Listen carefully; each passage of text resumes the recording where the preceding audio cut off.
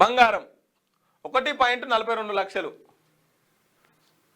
Kilo వెండి 2.78 లక్షలు. పాత రికార్డును బ్రేక్ చేసిన పసిడి సిల్వర్ ధరలు ఇక చూసుకో, రెండు ఓతట్టుంది. ఇది ఇక 2 ఓతట్టుంది. 2 లక్షలు పక్కా అవుతుంది తులం బంగారానికి. ఇక చూడు అడ్డగోలుగా పెరుగుతుంది బంగారం, దాన్ని పట్టించుకునే నాదుడే లేదు. పోతూనే ఉంది. ఇక సామాన్యులకు కొనుక్కునే పరిస్థితి లేదు. ఇది ముచ్చటేందంటే బంగారం కొంచెం ఎవరు కొనాలంటే కోటీశ్వర్లే కొనాలి, సామాన్యులు కొనొద్దు. భూమిని కూడా కొంటే కోటీశ్వర్లే కొనాలి, సామాన్యులు కొనొద్దు. సామాన్యులకి అందకుండా చేసే కుట్ర ఇదంతా, మనకు అర్థం కాని విషయం. పేదోనికి ఇంత గుంట భూమి ఉంటే ఇంకో గుంట కొనుక్కుందాం అనుకునే ఆలోచన చేయొద్దాడు.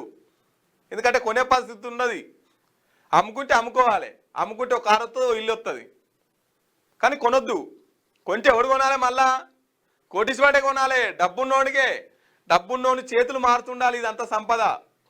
పేదోళ్ళు ముట్టుకోవద్దు, గరీబోళ్ళు ఈ సంపదను ముట్టుకోవద్దు. ఈ సంపదలో భాగస్వాములు గారు గరీబోళ్ళు, పేదోళ్ళు. ఈ సంపద చేతులు మారుతుండాలి. ఓన్లీ మన చూస్తూ ముడుచుకుండాలి అంతే.